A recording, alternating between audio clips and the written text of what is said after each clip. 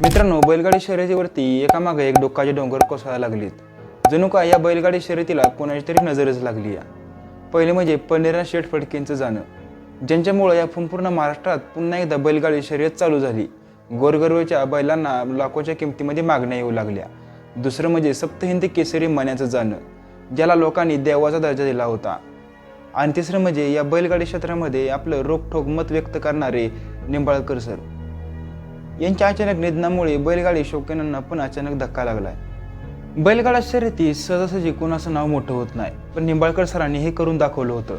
मोठमोठ्या बैलगाडा मालकांसोबत त्यांची नाव आता घेऊ लागली होती माणसं. पटेलमध्ये राहणारे निंबाळकर सर गेल्या 9 वर्षापासून ज्ञानज्योती करिअर अकॅडमी चालवतात.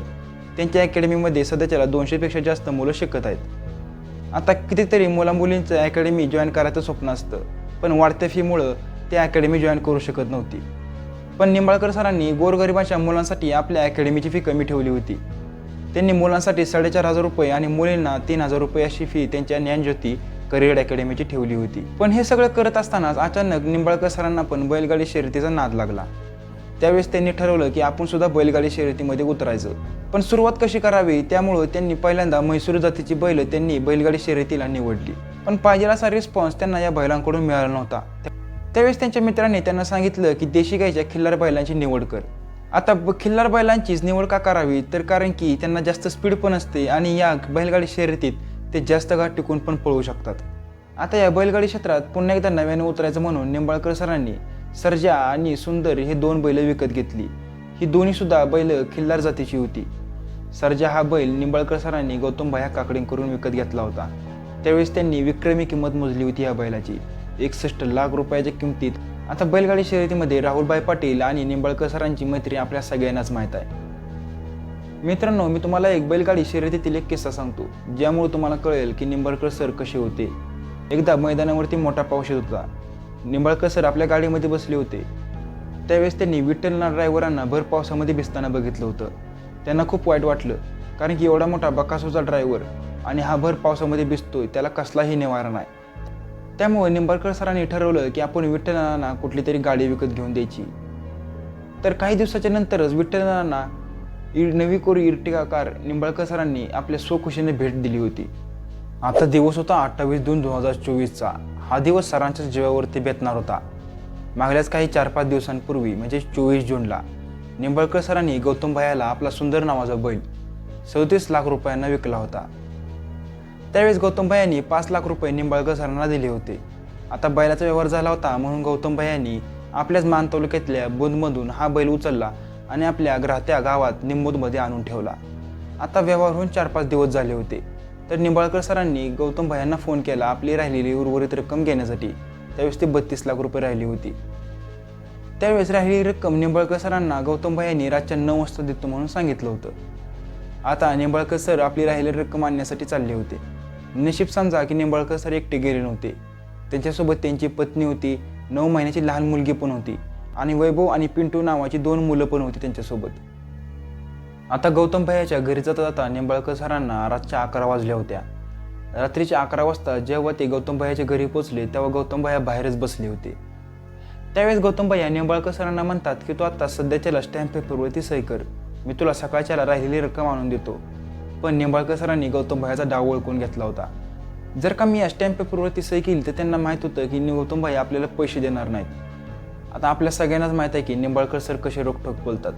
निंबाळकर सर डायरेक्ट गौतमभायाला म्हणू लागले की आम्हाला आत्ताच्या आत्ता पैसे द्या, नाहीतर माझा मी सुंदर बैल माघारी घेऊन जातो आणि तुमचे 5 लाख रुपये सकाळी आणून देतो. हळूहळू आता वातावरण तापू लागलं होतं. तर दोघांच्यात पण आता बाचाबाची होऊ लागली होती. तेवढ्यात गौतमभायांनी आपल्या भावाला फोन केला. त्यावेळेस भाऊ एकटा आला नव्हता, त्याच्यासोबत ती 2 पोरं पण आली होती. त्यांनी ठरवलं होतं की आज निंबाळकर सरांना ठेवायचं नाही म्हणून. ज्यावेळेस निंबाळकर सर आपल्या घरी जाताना गाडीमध्ये बसत होते, तेवढ्यात अचानक त्या तिघांनी सुद्धा त्यांच्यावरती मागून हल्ला केला. निंबाळकर सरांच्या अंगावरती आता काट्या मारू लागली होती ती पोरं. आणि तेवढ्यात भांडणाच्या तडाक्यात गौरवने निंबाळकर सरांच्या वरती एक गोळी झाडली. निंबाळकर सरांना आता गोळी लागली होती आणि ती जाग्यावरतीच खाली पडले होते.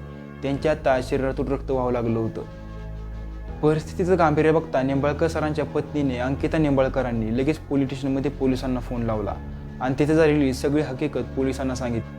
पोलीस पण लगेच घटनास्थळी उपस्थित राहिली आणि घटनास्थळावरून त्या तिघांना पण त्यांनी अटक केली. बैलासोबत 2 शस्त्रधारी पोलिस पण उभी केली, जेणेकरून त्या बैलाला कोणीतरी इजा करू नये म्हणून. पोलीस यायच्या अगोदरच निंबाळकर सरांना हॉस्पिटलमध्ये घेऊन गेली होती, कारण की निंबाळकर सरांची प्रकृती आता गंभीर होती. आता दुसऱ्या दिवशी सकाळी निंबाळकर सरांना हॉस्पिटलमध्ये बघण्यासाठी बैलगाडी क्षेत्रातील सगळी मोठी गाडा मालकं आली होती. त्यांच्यासोबत राहुलभाई पाटील पण आले होते. त्यावेळेस सगळ्या गाडा मालकांनी निंबाळकर सरांची गाठ घेतली. त्यावेळेस निंबाळकर सरांना 24 तास ऑब्झर्वेशनमध्ये ठेवलं होतं. पण काही तासातच ही बातमी समोर येते की निंबाळकर सर या जगामध्ये राहिले नाहीत. बैलगाडी क्षेत्रातील निगडीत असलेल्या प्रत्येक माणसाला आता शॉक बसला होता. आता ही गोष्ट निंबाळकर सरांच्या पत्नीपासून लपवून ठेवली होती.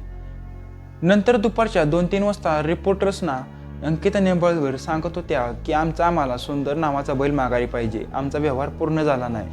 त्यावेळेस अचानक रिपोर्टरमधल्या एका माणसाने त्यांना विचारलं की जोपर्यंत गौतम भैयाला अटक होत नाही तोपर्यंत तुम्ही निंबाळकर सरांचं प्रेत अजून घेणार नाही. त्याच वेळेस अंकिता निंबाळकरांना समजतं की त्यांचा नवरा या जगामध्ये राहिला नाही. परत काही तासांनी निंबाळकर सरांची बॉडी हॉस्पिटलने कुटुंबाच्या ताब्यात दिली. 6 वाजल्यापासूनच त्यांच्या राहत्या घरी फलटणमध्ये लोकांची गर्दी जमू लागली होती. प्रत्येक माणसाला निंबाळकर सरांचं शेवटचं दर्शन घ्यायचं होतं. ज्यावेळेस निंबाळकर सरांना त्यांच्या राहत्या घरी आणलं गेलं त्यावेळेस हजारोच्या संख्येत लोक तिथं उभी होती. प्रत्येकाला निंबाळकर सरांचं आता शेवटचं दर्शन घ्यायचं होतं. त्यावेळेसच प्रत्येकाला समजलं होतं की निंबाळकर सरांनी या बैलगाडी क्षेत्रात किती माणसं कमवलीत. त्यावेळेस त्यांचा जिवलग मित्र राहुलभाई पाटील पण त्यांचं अंतिम दर्शन घेण्यासाठी आला होता. त्यावेळेस त्यांनी त्यांचं मनोगत व्यक्त केलं. ते म्हणाले की ज्यावेळेस मी जेलमध्ये होतो त्यावेळेसच निंबाळकर सरांनी माझ्या कुटुंबाला आणि घराला सांभाळलं. देवाने माझा मित्र लवकर माझ्याकडून काढून घेतला. लोकांनी निंबाळकर सरांच्या लाडक्या सर्जाला पण तिथं आणलं होतं आपल्या मालकाचं शेवटचं दर्शन घेण्यासाठी. परत काही तासानंतर 11ला निंबाळकर सरांना आगली देण्यात आली. तिसऱ्या दिवशी जो सावरण्याचा कार्यक्रम असतो त्यावेळेस निंबाळकर सरांच्या सर्जाला पण तिथं आणलं होतं. त्यावेळेस निंबाळकर सरांच्या ज्या अस्थी त्या डब्यामध्ये ठेवल्या होत्या त्या सर्जानं आपल्या उजव्या पायानं पाडल्या. सर्जानं पण आपल्या मालकाचा आता शेवटचा निरोप घेतला. आता मी तुम्हाला निंबाळकर सरांच्या हॉस्पिटलमधले फोटो दाखवतो.